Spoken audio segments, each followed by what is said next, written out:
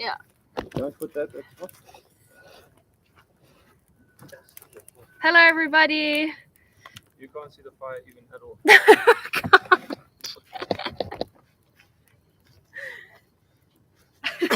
Have you got your phone? Are we live? Yeah. Are there even people there? Not yet. Ah, there's a bushfire starting here. Oh no. Oh, we're gonna ruin all the grass. Where's the... We need a thing to put the fire.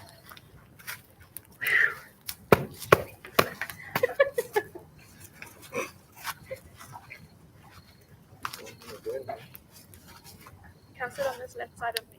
Come on.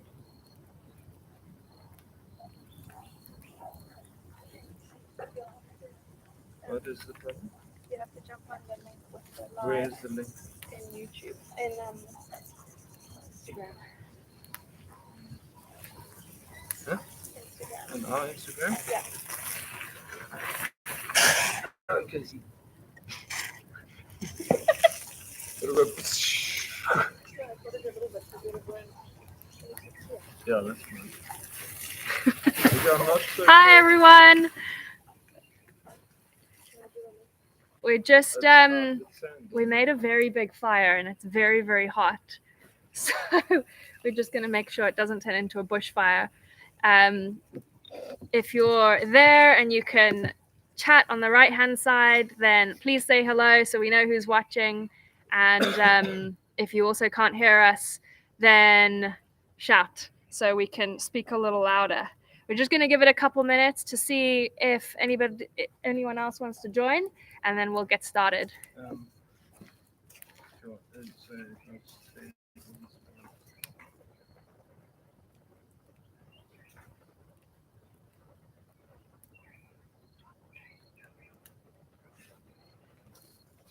Okay. Good. Yeah.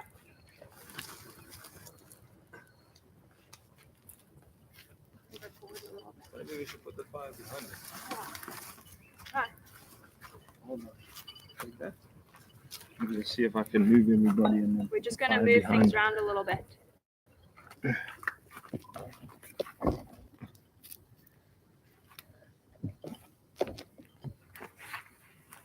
Put it in, yeah. Okay.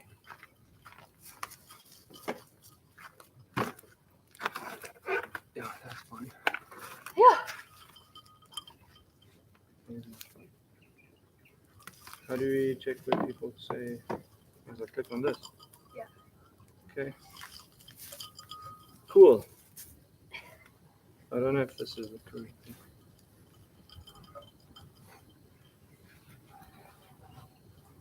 I don't know how you see it. How did you see the comments last time? It was on a different link. Okay. Okay, we're just going to lean forward to see questions. Cool. So where do we start? Yeah. Hi, everyone. Welcome to our Fireside chat. As you'll see, there's just two of us here. We had a little bit of change in plans last minute. So the rest of the team is sitting in South Africa, and myself and Grant are in Zimbabwe. In Victoria Falls. Yeah. Which is one of the first places that we started traveling when we went on our long overland expedition. So it's quite nostalgic being back here. But it's been great. Yeah. Lots of memories. Yeah, Grant's doing some flying up here at the moment, and I had a gap between trips, so flew up and came to say hello. So just staying here for a couple of days. So what we're going to do is we thought that we'd just kind of run you all through a little bit of a catch-up, where we're at, and sort of a little bit more about us for those of you who don't know, and then we'll... Fires turning into bushfire. And then we'll hand over to John T and Ev and Gareth and Ricky sitting in South Africa, and they'll continue onwards. So there is a link in the description of the videos, in the description of this video. So when we hand over, we'll just ask you to click on that and then we'll go across. So yeah, where should we start? Cool. Well, Wild Wonderful World basically started as a conservation overland expedition that Michelle and I went on, when was it, the end of 2017? November 2017, and the idea was to travel through Africa and meet different conservation organizations in different countries, just to see what was being done on the ground and sort of where where the needs to support those different conservation projects were. And excuse me. And yeah, so like I said, Zimbabwe was one of the first countries we stopped in. We went through Botswana, Zimbabwe, Zambia, Malawi, Tanzania, Kenya, Uganda, Rwanda, and then mostly the same countries back down again, and kind of saw different things along the way of where we could and where we couldn't really help. And that lasted just over a year. And basically, when we came home, we looked at what we had seen and learned along the way, and the background that Michelle and I both have with tourism and safaris, both being guides, and how we could use that to raise money to support conservation projects. Because realizing that's kind of where the biggest need was for most conservation work. Sorry. And that is not sorry. good. And yeah, so Wild Wonderful World started as a tour operator because we could plan and organize people's safaris. I'll take over. Sorry, more fires. Firstly, hello to Adrian and Carol. Nice to have you join us today. I'm going to just take over from Grant. So exactly, as you said, we thought the connection between bringing guests out on safari and then trying to fundraise sustainably for conservation would go hand in hand. So all of our safaris, regardless of whether or not our guests get involved with actual conservation projects on the ground, all give at least 2% funding to our conservation fund, which then gets used in the field with various projects. Oh gosh, it's getting worse. So yeah, aside from the safaris, I'll also touch a little bit on the fund. So we've always ran our conservation fund, but at the beginning of this year, we formally separated the safari business with our conservation trust. And just to make it very, very clear, with the flow of funds from the safaris and then into the conservation fund, and then also so that we could have anybody donate directly into the conservation fund as well. So that's been going really well. And although COVID was really, really difficult, we actually saw the conservation fund doing well, because I think where a lot of people couldn't travel, they were really great at making a donation and supporting the fund, which couldn't have been better timed because there was a massive increase in snaring and human-wildlife conflict over COVID as well. And so, yeah, I mean, being able to run the conservation fund kept us super busy, and with thanks to everybody who donated and allowed us to keep going with that work as well was amazing. Yeah. Please, if anybody has any questions, we've got your chats coming through, so we'll pick up your questions. We're really happy to answer any questions you may have. Maybe what we can do also is just run through a little bit of the projects that we've been doing from the conservation side of things, and then the team in South Africa can answer a little bit more on the safaris, the safari questions that you may have and where to go when, unless you've got any questions on Zimbabwe, in which case Grant can answer, especially if it's to do with flying and doing helicopter flips over the Victoria Falls. Any questions on that, please ask. Conservation. Okay. Yeah, it's obviously well, I think the main thing that we found while we were traveling as well is that it's often funding related issues that a lot of organizations have. There's obviously people that live in and around conservation areas, their biggest challenge is having resources and income. And even the conservation projects trying to look after those areas need support, and obviously there's salaries to pay and vehicles to run, and vet costs, helicopter costs that all kind of go through the roof. So as much as us being there on the ground to help with transport and logistics and training and videos and all sorts of different things that we did with all the projects along the way, at the end of the day, the biggest difference could be made by helping with funding. And so, obviously we just kind of looked at where we could access funding with the skills and knowledge that we do have.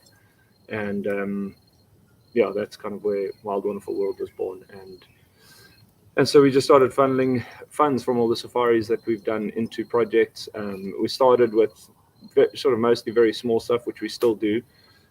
So like desnarings and emergency work,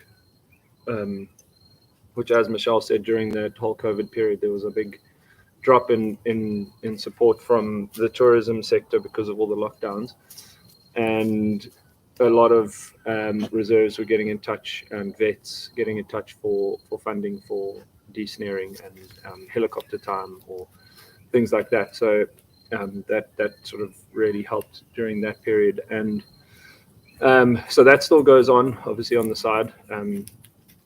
Even while we're up here, actually, not that we funded it, but we came across an elephant the other day in the Zambezi National Park and had a big cable snare around its chest. And it was just a matter of connecting the dots, with the people that we know here as well, and let the local wildlife vets know. And they went in and managed to take that snare off of that elephant the other day, which is also a great success. Not one that was funded by us, but something that we still, I don't know, that's kind of just the sort of work that we wanted to do. So and then, I don't know, things progressed quite a bit, and more support has come through with funding and everything. And the beginning of this year was quite a big project that we did. Excuse me. And obviously, so the rhino poaching issue is still a massive problem, obviously, throughout Africa, but mostly in southern Africa because of the large population of rhinos down there. And so everyone's had to kind of go with the drastic measure of dehorning most of the population, which costs a fortune. And we managed to raise quite a lot of support for dehorning a fairly large population of rhinos in one of the private reserves in South Africa this year, which was a great leap in the right direction for being able to support bigger projects for us. And so that's kind of the goal, I think, generally with the company. And I think the future is bright in that regard. Yeah, for sure. I mean, I think our rapid response funding is definitely the most important thing that we do from an emergency funding point of view, and there's still a lot of interest and a huge demand for it. But what's been really exciting over, as Grant said, the last sort of 6 months or so has been getting involved in separate projects. So the Sabi Sand rhino dehorning was one. And then also at the beginning of this year, we were out in Mozambique. And we've been working a lot with elephants. We've been working a lot with Elephants Alive, and they're doing amazing work through collaring elephants to try and develop an understanding of migration routes between countries. So, for example, elephants moving from South Africa through Mozambique, then back into South Africa, and trying to establish what those paths are, so that anti-poaching and sort of human-wildlife conflict mitigation efforts can be focused along those paths specifically. So for me as well, I mean, anything that opens up migration corridors to allow for a more natural movement of animals is amazing, and definitely something that we'd like to do more of. So thank you everybody for your support, and definitely watch this space in terms of projects going forward.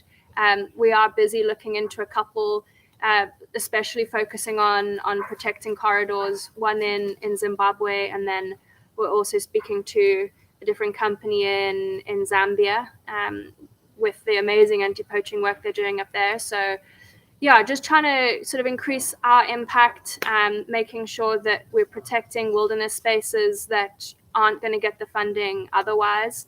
And yeah, that's the plan.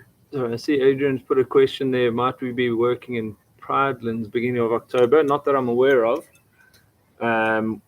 Maybe you could just elaborate what kind of work, if it's wild earth related. Not that I know of. I don't know if John T's going down there, but I'm probably still going to be. Oh no, October. Yes, that's quite far ahead.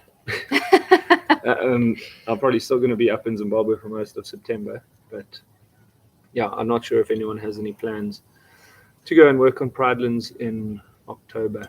But Adrian, not too far away from where our headquarters are, so we'll definitely keep in touch. And if we can come meet you in Carroll, then we'd love to see you and catch up. So please keep in touch. Is Adrian going to be there? Yes. Oh, cool. Yeah. What else? Jeez, where else do we go? Tell them about your awesome flying over the falls. Sure. So, well, at the moment, I'm just doing some freelance work up here with one of the scenic helicopter operators. So, getting to fly over the Victoria Falls every day has been quite amazing. People always ask, I'm sure you get bored of this after a while. And although it's very repetitive, the view is quite spectacular. So, yeah, that's been great. And it's also just always keeping the focus on conservation work and where we can get involved. It's just great to be in an area and meet new people and just make new connections and things as well. And there is great work going on up here. Obviously, Victoria Falls is very similar in a lot of ways to where we all live in Hoedspruit. It's just kind of less, there's no fences around or anything, so you often have elephants walking through the town and things like that. So obviously a lot of wildlife and human wildlife conflict stuff that goes on, and the vets and the non-profit organizations up here do a lot of great work as well. So check them out if you can. I'll see if there's any. Jean-Andre, are there any possibilities, opportunities to be part of your team and help with conservation? As a beginning in the guiding industry, currently busy doing my NQF too. Cool, Jean-Andre, that's great. That's kind of where we all started as well with guiding, and obviously tourism is very closely connected to a lot of conservation work all over Africa. So yeah, there's absolutely opportunity to get involved.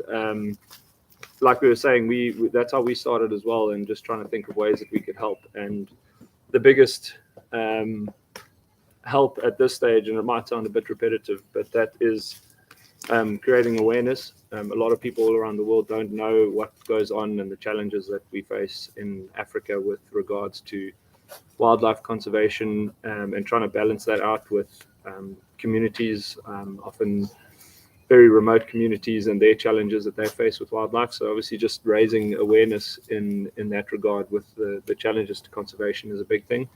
And then just support in bringing in funding. I mean, you can contribute in many different ways, and from the smallest funding to big projects. And yeah, there's always space for fund, or what do you call them, donors to jump on board with certain projects.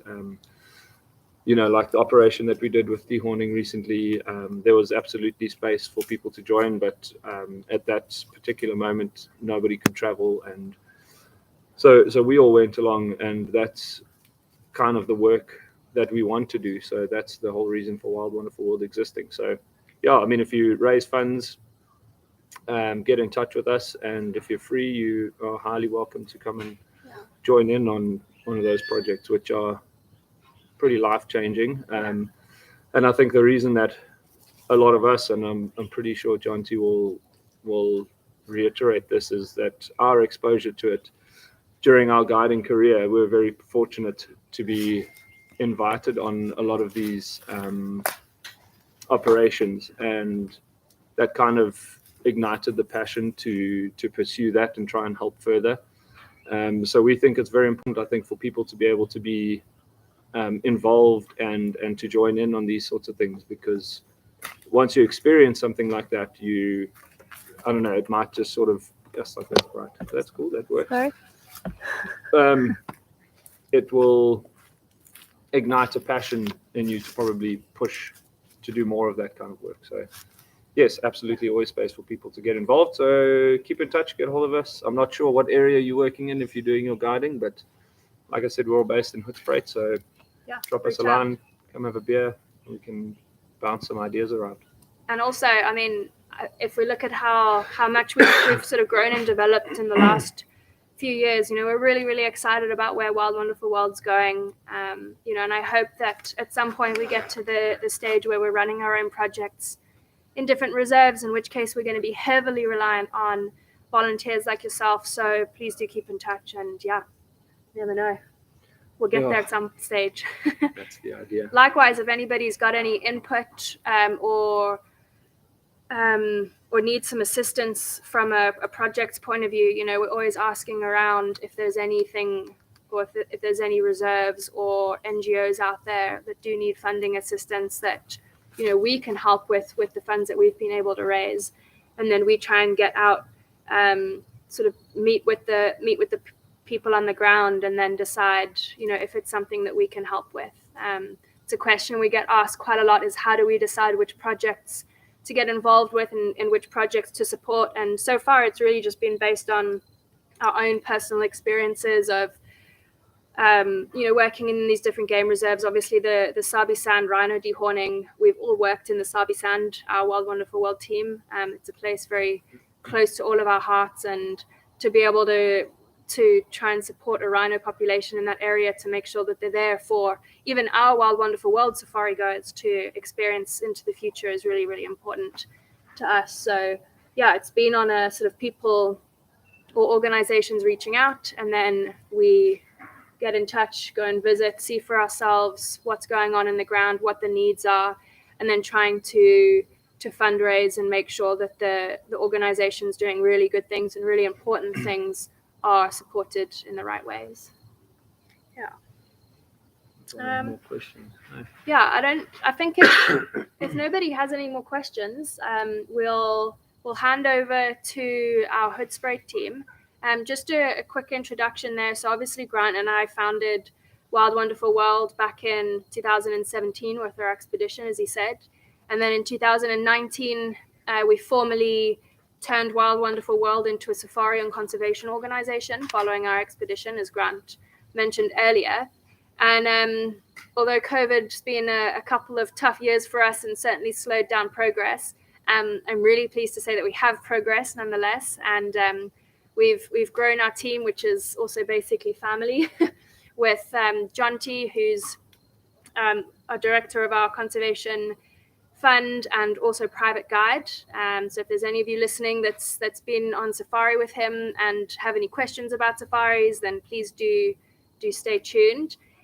Ricky has joined our team also earlier this year and is working with me in the travel planning position and has been incredible. And I'm really, really excited for you all to meet her and chat to her. If you've got any safari related questions about where to go or what to see where, then please do ask her. She's a wealth of knowledge.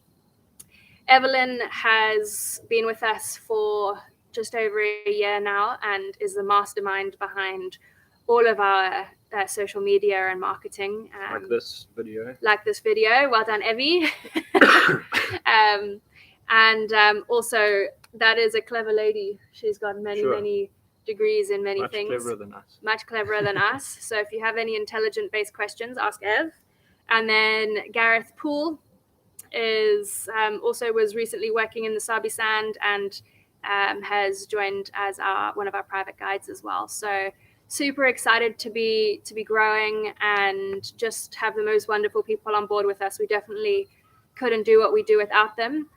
So I think on that, without further ado. And also, the guys that have been supporting us all the way since the beginning. Definitely worth a shout out to go and have a look at Sapmock. Sapmock makes some really epic footwear. and they've always kept good shoes on our feet that we can continue adventuring with, and obviously wouldn't be able to drive anywhere or do any 4x4 stuff off the beaten track without Ironman 4x4. So yeah, big thank you to those guys, and always look forward to more projects and more exciting adventures with them going forward. Yeah. So yeah, Absolutely. I think enjoy the rest of the chat with everybody else that side. I think the link is underneath here somewhere. So just click on that, and then that'll send you over to everybody in Hoedspruit. Yeah. Don't think there's any more questions. Nope. I think we're good. So, I wonder if we can post on the... Ev, if you're listening, maybe you can post on the chat here also the link in case anybody else needs it. I'll see if I can figure that out. No, I think the easiest way, just scroll down everyone, the link's there, and yeah, we'll also keep tuned in case there's any other questions for me or Grant. Thank you. I'm going to put more wood on the fire. Yeah, before it's burning on the ground.